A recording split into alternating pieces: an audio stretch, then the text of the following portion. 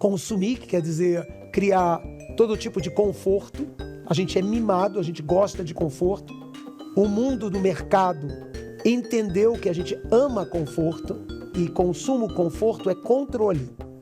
Se eu pegar o meu celular, às vezes eu me surpreendo com os aplicativos que eu baixei, que são a minha cara. Tem, claro, as coisas bancárias, tem as coisas mais imediatas, mas tem todas as coisas em que eu vou me enredando numa teia de coisas que facilitam a minha vida. Todos nós sabemos que elas facilitam, mas a minha vida começa a ficar tão ali presa àquelas coisas que eu não tenho mais uma leitura clara se elas facilitam ou se elas consomem meu tempo, minha energia, e fico confuso vivendo nesse tecnoceno que todos nós vivemos. Tem aplicativo para qualquer coisa. Alguém pensou, o que esse cara, que é um futuro consumidor disso, vamos customizar para ele uma coisa que ele quer. Alguma coisa quer gerar em mim um conforto. Mas se eu não resistir, esse excesso de conforto me infantiliza.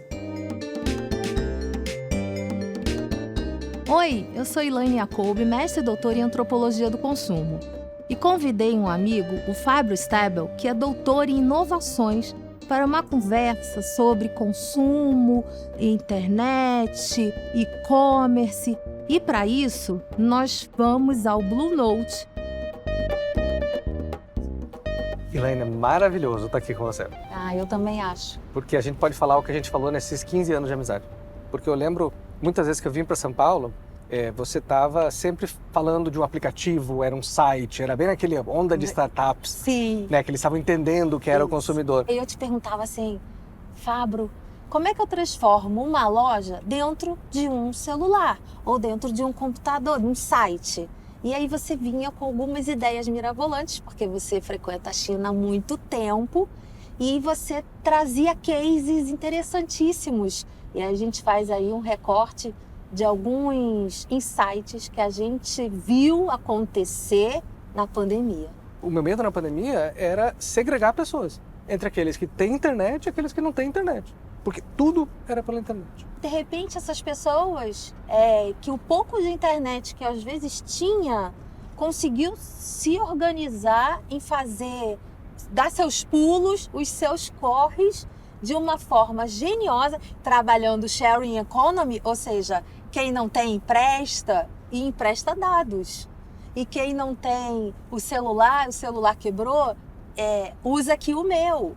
Então era um uso, às vezes coletivo, ou da banda larga, ou dos aplicativos. Você me mostrou a economia do compartilhamento na favela. Aonde você compartilha a guarda dos filhos, aonde você compartilha a gaveta da geladeira, aonde você compartilha o espaço ali, a água.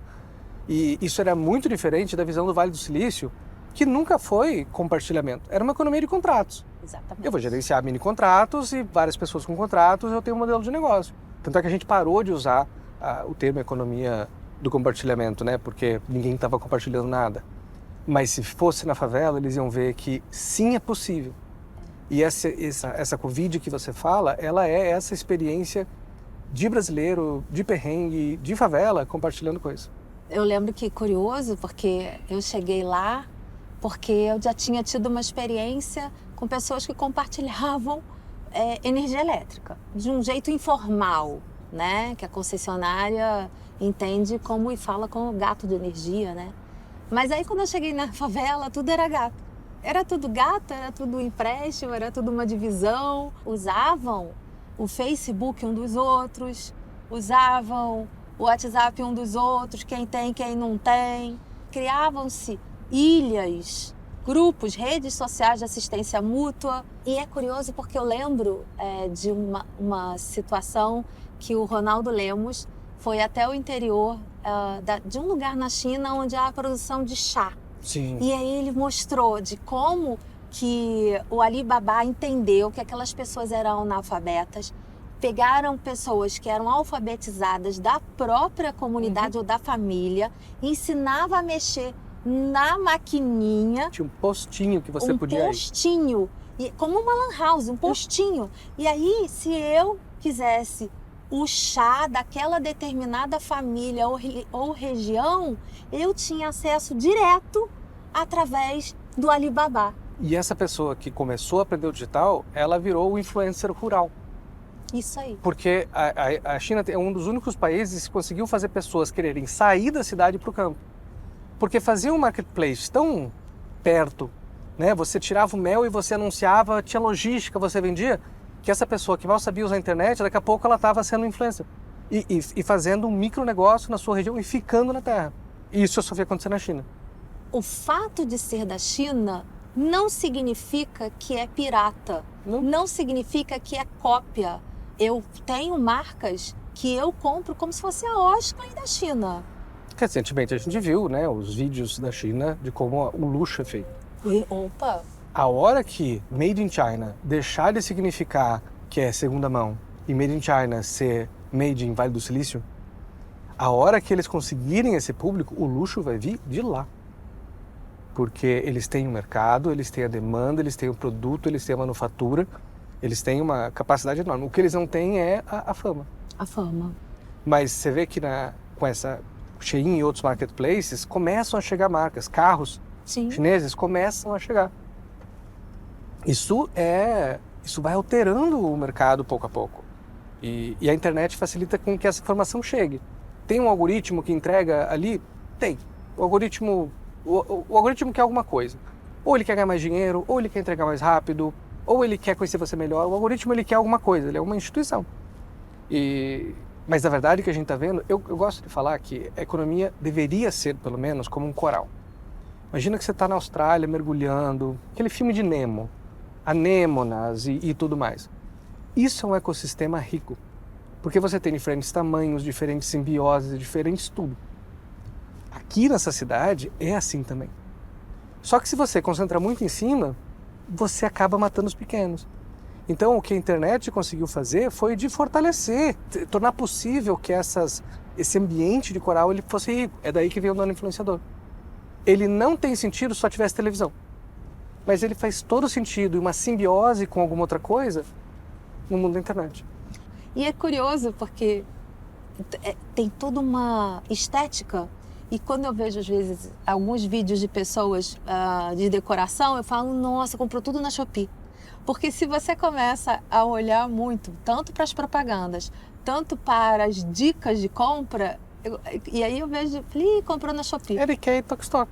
Exatamente. Porque o que elas fizeram, essas IKEA e Tok-Stock, foi tornar acessível móveis com algum design. Isso. Né? Ou seja, a industrialização, e a réplica e a escala permitiu um barateamento do preço, de forma que você não precisava de um carpinteiro ou de um fabricante de armários para ter um armário legal. Exato. Agora, a gente está vendo que continua esses mercados de imóveis, mas já tem mercado de imóvel na internet também. Sim. Então você compra mesa, compra cadeira, você compra o que você quiser lá e tem vários. O que eu acho mais incrível é que, tal como morar na China é apertado, eles fizeram móveis que dobram, que encaixam, que você abre, não precisa de um instalador, não precisa de um montador, é tudo grudável, é tudo ventosa. Acho que é bom a gente entender o outro lado, para trás da Shopee, que é o vendedor. A China ela tem uma dinâmica que é muito ágil. Então, em 2016, eu fui lá em Shenzhen e eu vi a seguinte coisa. Um cara pegou um empréstimo de $10.000 para fazer um óculos inteligente. Botou para vender. Ele não tinha produzido o óculos ainda. Como vendeu, ele produziu. E aí ele pagou parte do empréstimo e fez o outro. Aí o cara do lado viu que o dele era melhor. Aí copiou colocando uma coisinha ou outra. Então, daqui a pouco você tinha um mercado inteiro de óculos inteligentes que surgiu ali de 50, 60 empreendedores fazendo. Com o tempo, vai ficando a maior. A que é melhor gerenciada, a que consegue maior vantagem. Mas essa dinâmica da China de quase darwinista, sabe? De que o melhor sobrevive, é impressionante e é muito diferente daqui. Da mesma forma que no período da pandemia, onde as pessoas estavam apavoradas porque pequenas confecções não tinham como fazer rodar, eu falei assim, por que vocês não começam a fazer roupa sob medida? A pessoa que talvez seja plus size, a pessoa que não se encaixa naquela numeração e naquela métrica que é estabelecida, ela vai esperar por 20 dias de produção. Ela vai esperar por 30 dias. É só você ensinar como ela deve se medir e você manda os dados, diz qual é a cor, vai acompanhando no WhatsApp. A sua peça já está sendo feita, a sua peça já foi para o corte, a sua peça já foi embalada. E aí as pessoas sobreviveram por conta de um grupo que, vamos combinar que a gente está numa epidemia de obesidade, mas é o que está acontecendo, mas que essas pessoas antes eram invisibilizadas, passaram a comprar coisas. A comprar moda. A comprar moda, a comprar o que ela gosta. Isso aí foi muito legal. Porque eles não dependem de ter o bazar na rua, né? Bairros ainda tem isso, mas daqui a pouco eles encontram 100 pessoas que querem aquela roupa plus size. Eles começam a produzir, medir sua medida, mas eu já tenho feito. Sim. E aí não demora mais 20 dias, demora 5. E você vai girando. Olha, a gente acabou de chegar no Blue Note, aqui na Avenida Paulista, um lugar maravilhoso, e a gente vai terminar esse papo lá. Vamos conhecer. O que faz a sociedade, essa sociedade da nossa civilização não comunitária? Ela, por um lado, nos diz, seja livre dos outros, e ela propõe que você tenha mais necessidades. Quanto mais necessidades você tiver, mais feliz você vai ser. Vou ver uma propaganda daqui a pouco de uma coisa que eu nunca vi. E eu vou dizer, não consigo viver sem isso. Isso é um jogo virtual de necessidades. É tornar-nos a todos nós menos capazes de compromissos, menos comunitários, individuais. Portanto, um planeta que tem projetos, 8 bilhões de projetos que vão cada um para o seu lado. Eles não têm convergência nenhuma. E são projetos de coisas que necessitam cada vez mais, que constroem todo o jogo da vida com produzir mais necessidades e atender essas necessidades. Numa grande contramão de um encaixe com a própria realidade de quem nós somos e o que estamos fazendo por aqui. Chegamos. Acho que a gente tem que pensar no reverso da medalha. No outro lado da questão, acho que a gente veio no carro falando questões muito positivas, transformações da sociedade, mudanças comportamentais, psicossociais até, né, de como a gente se relaciona. Mas aí também tem o lado do que essa facilidade do consumo provoca. Eu acho que tem as pessoas, de alguma forma, elas acham que a internet é de graça. E a internet é um negócio. E boa parte das tecnologias que são feitas para a internet, elas têm um modelo de negócio que é da publicidade, que é da propaganda, que é de oferecer alguma coisa.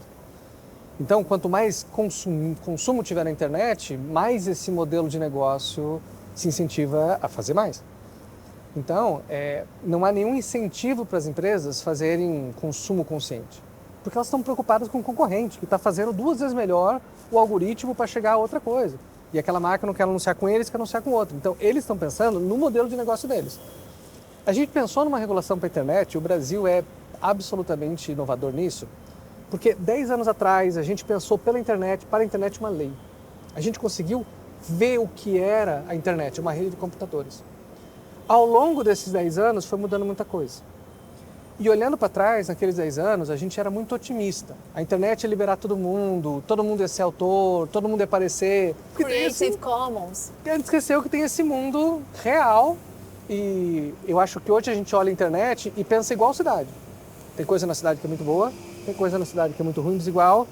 E como é que eu mudo essa cidade, né? Esse espaço para que ele seja mais inclusivo. Se fala tanto em cuidar do clima e ninguém pensa que às vezes um objeto que você compra pequeno chega numa caixa enorme com um monte de saco bolha, né, de plástico bolha. Cadê aí a pauta climática no e-commerce? Tem uma coisa que a gente chama de externalidade. Como é que pode aquela coisinha custar R$5? Né? É muito barato. Não é barato. É que você não está pagando o custo do resto. Então, tem uma mão de obra que deveria estar mais paga, não está pagando. Tem uma reciclagem que está pagando, tem um químico que está pagando, tem um transporte que está pagando. Então, na internet, a gente conseguiu colocar essa externalidade invisível. Mas ela volta para a gente, talvez na forma de mudança climática. O grande problema da mudança climática é carbono na atmosfera. Isso vem de queimar petróleo, porque o motor a combustão está ali, e vem da gente produzir coisa. Porque tudo que a gente produz tem que ter energia e faz. Então, de certa forma, a internet ela acelerou esse processo de mudança climática porque ela acelerou o quanto que a gente produz de carbono. E isso não parece na internet, não parece estar dentro do marketplace, mas está lá, faz parte. Você participar dessa sociedade consumista faz parte de você ver a externalidade do que acontece com outras pessoas, com o planeta, com os animais, por aí. Como é que a gente chega e impõe uma regra para que a pessoa possa ter a televisão do tamanho que ela sempre sonhou para ver o futebol dela? Porque de segunda a sábado ela tem 2 empregos e ela tem uma vida desgracenta. Então o prazer de alguém é ver aquele futebol de domingo. Obrigada. É ver aquele futebol de domingo e como é que a gente vai cercear o futebol? Como é que a gente vai cercear o churra na laje? Como é que a gente vai cercear o prazer de uma criança ter um videogame, sendo que aquele videogame mantém ela dentro de casa, que por sua vez se torna babá dela e que aí ela fica longe, dependendo de onde você more, longe de bocas de fumo, dentro da violência real, né? A gente também está falando de um país de dimensões continentais, né? Com tantas realidades. Como é que faz uma lei só ou tenta mudar a cabeça por uma perspectiva só? São muitas perspectivas. Tem uma coisa que é difícil, que você está falando para as pessoas usarem menos internet e consumir menos. E geralmente quem fala isso é aquele que já consumiu e já fez. Exatamente. Esse é um dos grandes problemas em mudança climática. Os que mais poluíram estão falando, vocês Brasil, vocês Singapura, vocês têm que parar de poluir. Sendo, mas você passou 100 anos poluindo. Que é igual a pessoa que sempre teve televisão e agora está reclamando de que todo mundo tem televisão, que a gente tem que ter menos televisão, menos internet, menos acesso. E é difícil dizer para as pessoas, ou das pessoas aceitarem que agora que é a vez delas terem a televisão que elas queriam, não pode. E como não dizer, não use X marca? Eu cresci usando essa marca, se para ela é importante, qual é o meu direito de dizer que não é? E a internet vai trazer agora um monte de marcas e vai trazer marcas de todos os países, porque a gente criou essa ideia de globalização onde você faz um produto onde for mais eficiente, você vende ele onde o seu lucro for maior, né? É a ideia que o globo está. A pandemia meio que chacoalhou isso, né? A geopolítica depois chacoalhou também, e agora os países estão se perguntando se daqui a pouco eles não têm que ser mais suficientes no seu próprio consumo. Exato. Se daqui a pouco aquela televisão que é feita lá fora não tem que ser feita ali. Ou pelo menos num país que seja mais aliado, que seja mais amigável, alguma coisa assim. Então, enquanto a gente está falando das pessoas de consumo, os países estão pensando no PIB, eles estão pensando na exportação e importação, eles estão pensando como é que eles vendem mais. Porque o superávit é a forma que você tem de dizer que está indo bem. Quando você tem déficit, fala que você está indo mal. E aí você vai reciclando esse sistema. De certa forma, a internet é só um reflexo dessa sociedade. Outra coisa que eu fico pensando, às vezes quando eu vou ao cinema e eu tô vendo um filme lá de 1h50 de duração, eu te confesso que se for um determinado filme, eu começo a pensar, nossa, tá demorando. A percepção de tempo e a percepção de quanto tempo precisa para uma mensagem chegar em mim, se fazer valer, se cristalizar, ou simplesmente eu esqueço. Essas novas gerações que só ficam com o dedo vendo shorts, como é que essas pessoas vão ler um livro? Fico imaginando, por exemplo, que até o próprio livro mudou. A letra está maior, existem animações para livros de adulto. E existe também o livro, como teve a era do foda-se, que era foda-se tudo, né? Tudo foda-se. Eu cheguei a fotografar 15 livros com foda-se na capa, de autores diferentes, na Livraria da Cultura. Mas eles tinham uma série de páginas em preto com frases para ele fotografar e postar. Quem sempre muda as redes sociais é o jovem, né? Então, vídeo curto começou com jovens. Depois que o Instagram entrou nessa e outros entraram. A outra coisa era a ideia do feed notícia, que ficava histórico. Os jovens perceberam que não era bom deixar história. Então, eles queriam que deletasse em 24 horas. Então, se a gente olhar o que os jovens estão usando, você vai entender para onde é que essa tecnologia está indo. Mas um paralelo que você falou é o short. Quando você está numa livraria, aquela capa de livro que você está vendo, você tem 2 segundos para consumir aquilo. Então, faz muito tempo que a gente está te oferecendo um monte de coisa que você não vai conseguir lembrar porque a gente não gosta. Algo te chama atenção. Aí você faz uma memorização e de repente você vai lá e compra. Mas a todo momento a gente está sendo perguntado, quer comprar? Quer comprar? Quer comprar? Eu desejo que toda pessoa vá à China pelo menos uma vez na vida.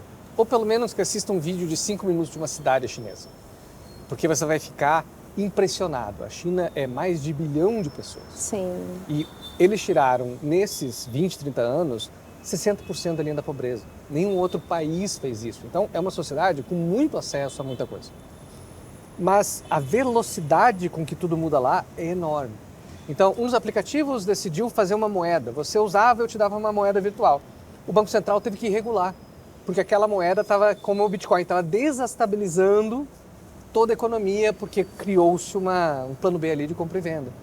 A China é um dos países que mais controla a tecnologia, porque ela aprendeu ao longo do tempo que deixar solto causa uma turbulência. É muito diferente aqui no Brasil, que a gente meio que entende o problema, mas a gente não faz a tecnologia, a China faz, a gente não faz. E aí a gente pensando o que a gente pode fazer para, comprando tecnologia dos outros, resolver problema social nosso. E a gente fica nessa sinuca de bico. E é por isso que a gente fala que a tecnologia, todo país tem que produzir, que tem que ter código aberto, que tem que ter formas de você produzir. Senão a gente fica refém disso. Mas um bom lugar para olhar como regular a tecnologia é a China. Lembrando que a China é absurdamente diferente do Brasil. Então não adianta pegar de lá e trazer para cá, porque são muitas diferenças. Mas tem muita boa ideia lá para se inspirar. Acho que tudo é sobre consciência e tudo é sobre ter um rumo e estar no prumo. Porque rumo e prumo, você chega em qualquer lugar. Maravilhoso. Queria agradecer você por ter aceitado o convite. Eu adorei o papo, como sempre. Obrigada. Vamos lá. A gente depende muito da própria consciência, porque tem que cair a ficha de que tem algo errado. Porque a lógica, por isso que as palavras, a compreensão, ela tem que estar num lugar afetivo, verdadeiro, de compreensão profunda de si mesmo. Porque senão você não vai conseguir fazer o sacrifício que é necessário para sair dessa inércia e as coisas andarem numa direção diferente, na contramão de toda uma civilização, de toda uma construção que foi tecida de mercantilismos, de necessidades, de consumo, de matrizes de significado de vida que são pelo controle e pelo prazer. Nada contra o prazer, nada contra o controle, tá? Mas onde essas coisas ficam, onde elas interagem na sua vida para que isso seja saudável no meio dessa biosfera que é a nossa comunidade.